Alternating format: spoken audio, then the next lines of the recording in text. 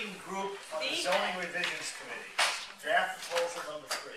How come I don't have a copy of this? You got it. Yeah. I did? A little background, the reason Ken and I are pushing this is because there's been a lot of muttering that this process has taken a long time. About 6 months so far. We want to try to move it forward and get it on the city council agenda so we can schedule some kind of joint meeting to look at this also and have that discussion. I'm sorry that it came on tonight. None of us knew that it was going to be. The only thing I read it, I liked it, I like the sunset provision. The only thing that I don't understand still, what we spent a lot of time talking about, is the workflow, in the sense that how does a bill become a law? How does a suggestion become an ordinance? Does the planning board go to this committee? Does this committee come to the planning board? Is there a round trip? That's the one thing Yes, go to the planning board. This is the subcommittee, advisory committee to the planning board. Any recommendations come directly to us, and then it's the normal process. Recommended to city council, to the ordinance committee. But there was a discussion that, does every ordinance that, Wayne has got this list that we started, do we have to take every ordinance change we want to do and put it past this committee, or do we only have to decide, this ordinance probably has sustainability impact, it goes to them? No. We can do our thing, and they're operating as a separate group that is coordinated with us, because we're going to have a person from, from this board. The committee. What's that? Oh, no. As a member of the committee.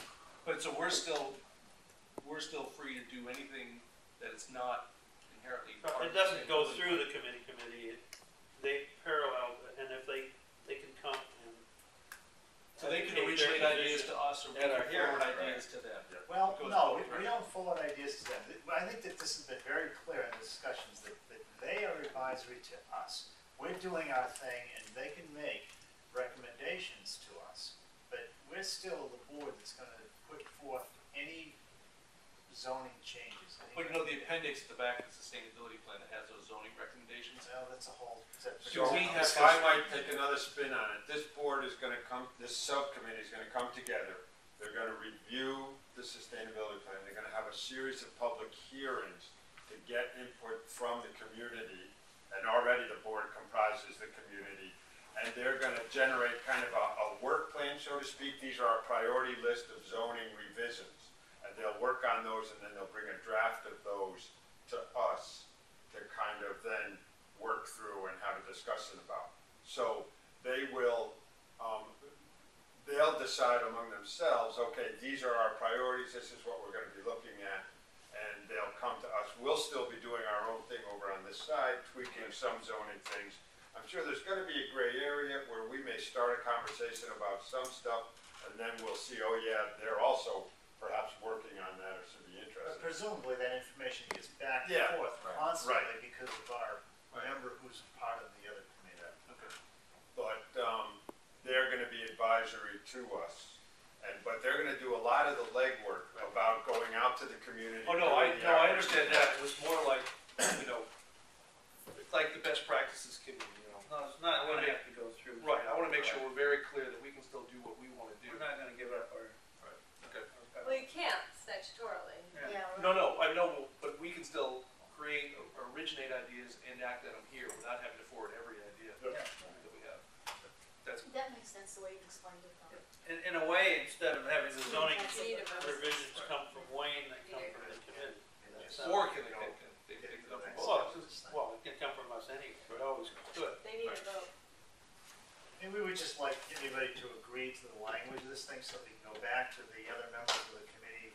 We were hoping to do it early next month, because that has to happen before we can then go back to another joint session of us and the council to start this process.